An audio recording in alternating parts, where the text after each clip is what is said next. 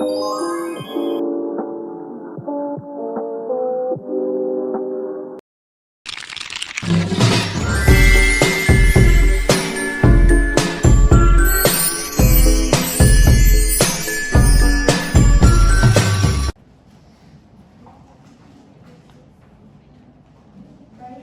selamat pagi semuanya. Pagi, Bu. Apa kabar hari ini? Baik. Oke, ya. Sebelum kita mulai belajar pada hari ini, alangkah baiknya kita berdoa terlebih dahulu menurut kepercayaan kita masing-masing. Berdoa dimulai.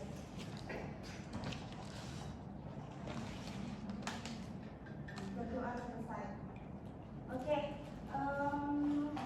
Sebelum kita mulai pembelajaran kita, apakah anak-anak semuanya sudah siap untuk mengikuti pembelajaran kita pada hari ini? Siap, Bu. Oke, siap ya. Jika ada sampah di bawah kursinya, tolong diambil dulu, dibuang pada tempatnya. Oke, sudah? Sudah, Bu. Oke. Nah, topik pembelajaran kita pada hari ini yaitu pencemaran lingkungan dan dampaknya. Nah, di sini Ibu menampilkan sebuah gambar. Tolong kalian analisis apa yang mungkin terjadi pada lingkungan tersebut dan apa penyebab terjadinya pada gambar tersebut. Kira-kira ada yang bisa? Bu. Oke, Marjin silahkan. Jadi gambar sebelah kiri itu dia pencemaran air karena banyak sampahnya, Bu. Kayak plastik sama limbah yang dibuang ke sungai. Terus yang sebelah ini tuh dia pencemaran udara. Terlihat ada asap-asap kendaraan, Bu. Jadi udaranya jadi kotor gitu, Bu. Oke, bagus ya. Mungkin ada tanggapan yang lain? Adik? Mungkin bisa memberikan tanggapan dari gambar tersebut? Oh iya, jadi silakan. Sama-sama masuk pencemaran lingkungan, di mana yang satunya di bagian daratan, satunya bagian perairan. Ya, jadi jawaban dari Marjela tadi sama Giri sudah bagus ya. Kita tepuk tangan dulu. Oke, jadi pada gambar yang pertama itu kita bisa melihat itu bahwasanya pencemaran pada air, yang dimana banyak sampah-sampah masyarakat yang merupakan jadi terjadi pencemaran tersebut. Nah, pada bagian gambar sebelah kirinya itu terdapat pencemaran pada udara, yang dimana banyak asap kendaraan. Oke.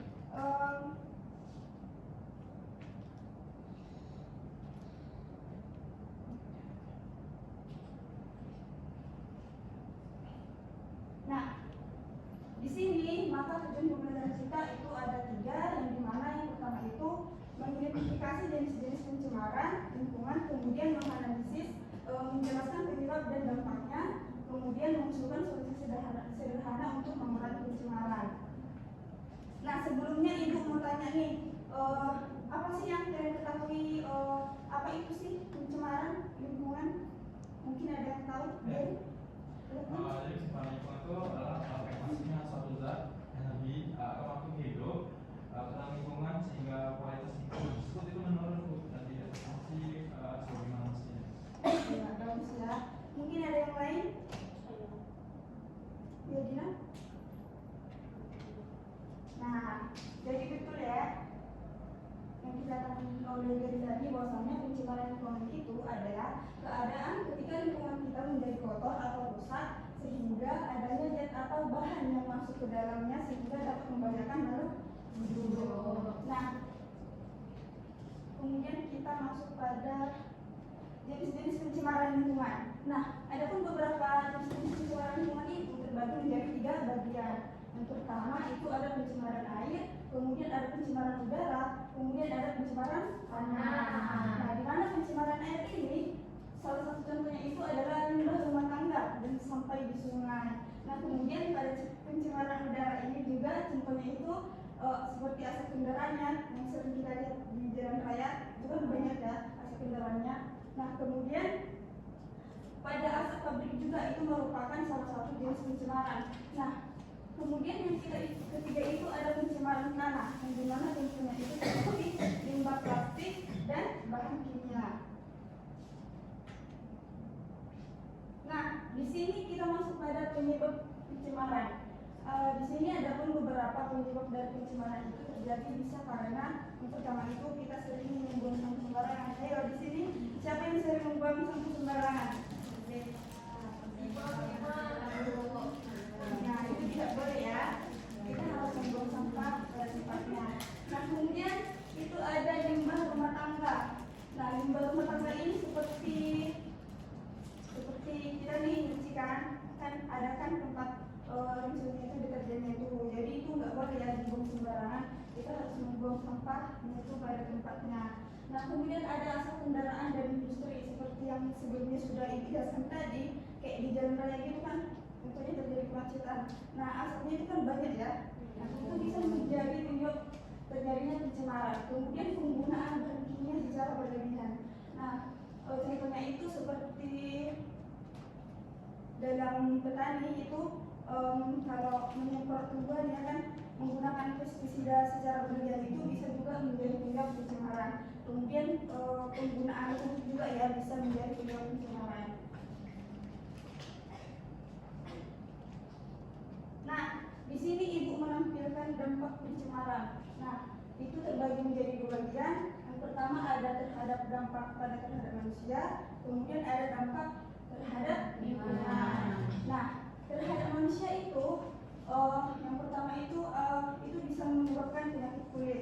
Seperti contoh yang sudah ibu tampilkan di sana, kulit kita itu gatal-gatal. Mengapa kulit kita itu gatal? Karena tadi air yang sudah kita pakai itu sudah tercemar karena banyaknya sampah. Kemudian itu pada gangguan pernapasan, ya seperti bisa batu-batu. Nah, kemudian itu keracunan. Jadi keracunan itu kalau air sudah tercemarkan dan kita mengkonsumsinya, itu kan bisa menyebabkan keracunan kan bagi kita. Nah, kalau terhadap lingkungan itu biasanya ikan-ikan yang di sungai itu bisa akan mati. Nah, pada tanah juga itu bisa menyebabkan tidak subur ya, seperti gambar itu yang ditampilkan itu tanahnya sudah kering, retak-retak dan tidak bisa lagi untuk kita tanam tumbuhan seperti jagung, pokoknya dan lain-lain. Nah, kemudian itu ada ekosistem terganggu, lagi ya seperti mungkin ikan yang di hilir sungai bisa mati dan biota-biota lainnya bisa terganggu. Nah, di sini ibu akan memberikan sebuah kasus kepada anak-anak semua, yang dimana ibu akan membagikan dua kelompok, yang dimana kelompok satu itu bagian di sini dan kelompok dua bagian belakang.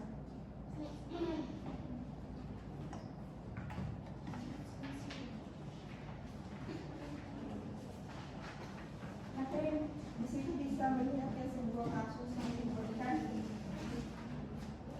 Ibu berikan waktunya 2 menit dari sekarang. Kelompok 1 bisa menjawab soal nomor 1 dan 2, sedangkan kelompok 2 itu akan menjawab soal nomor 3 dan 4. Jika ada kurang yang mengerti, boleh tanyakan kepada ibu ya anak-anak.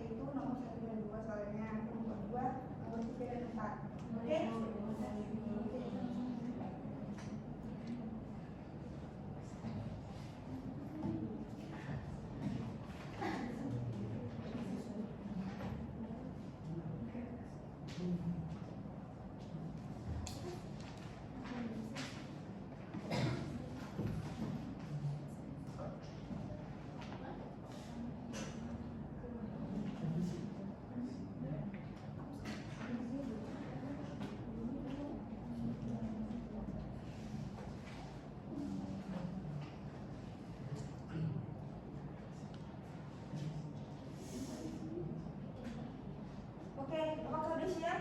Sudah.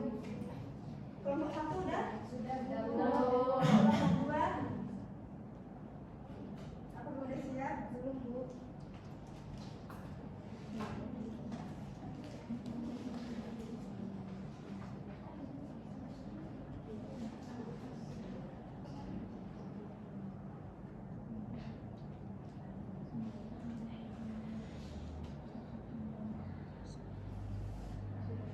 Oke, di sini kita langsung saja ya. Yang pertama itu pada kelompok 1 bisa langsung menjawab soal nomor 1 dan nomor 2. Silakan kelompok 1. Baik, Ibu. Saya perwakilan dari kelompok 1 mau menjawab dari soal kasus yang Ibu berikan.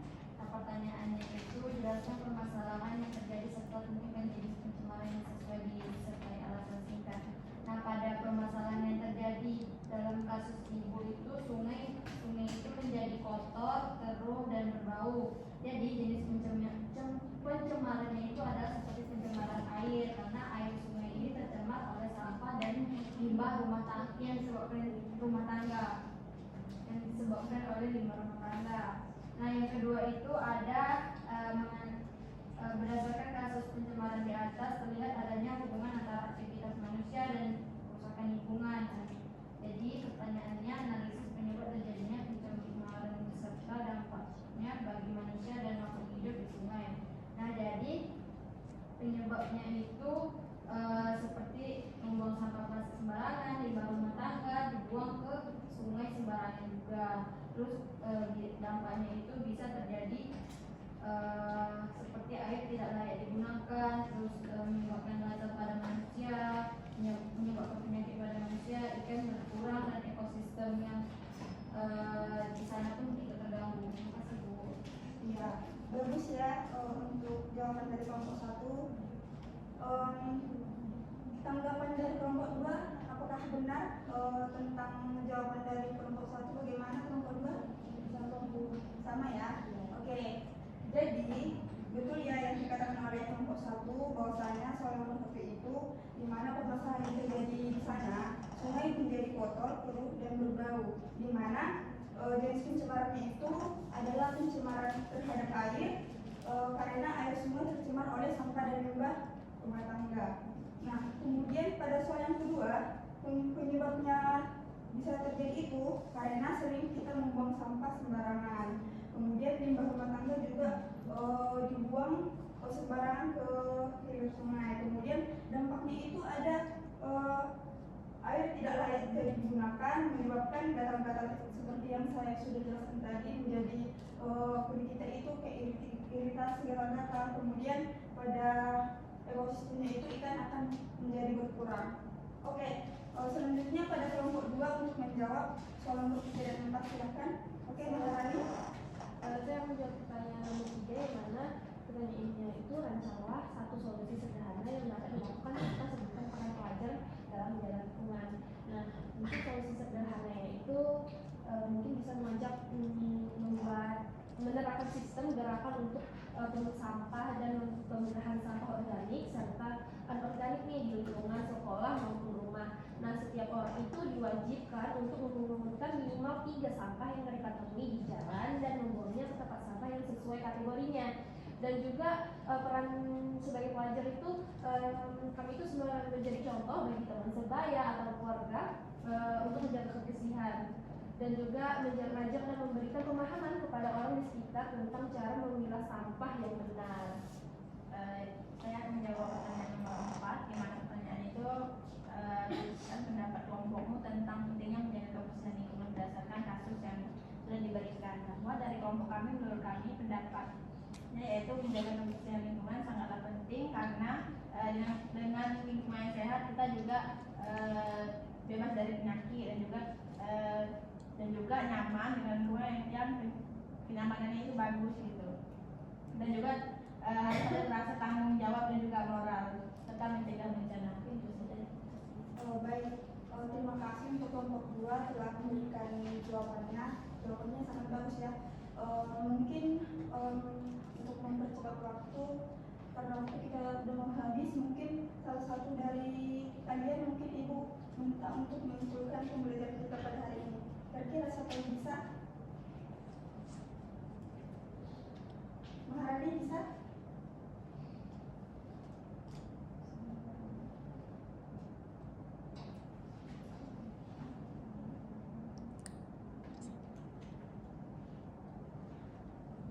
Oke, jadi karena nggak ada yang bisa, jadi Ibu dapat menyimpulkan bahwasanya pembelajaran kita pada hari ini pencemaran lingkungan terjadi akibat aktivitas manusia yang seperti membuang sampah sembarangan tadi ya, yang sudah dijelaskan, dan berdampaknya itu pada bagi makhluk hidup seperti ikan menjadi mati, sehingga perlu dicegah dengan menjaga kebersihan dan kebersihan lingkungan kita. Mungkin itu saja kesimpulan pembelajaran kita pada hari ini. Jadi Ibu perlu memberikan kepada anak-anak semuanya untuk belajar lebih mendalam lagi dari rumah, sehingga bisa mendukung pembelajaran kita di kemudian hari. Jadi mungkin itu saja. Jika ada kata salah dari Ibu, mohon maaf. Terima kasih. Selamat pagi. Pagi, Ibu.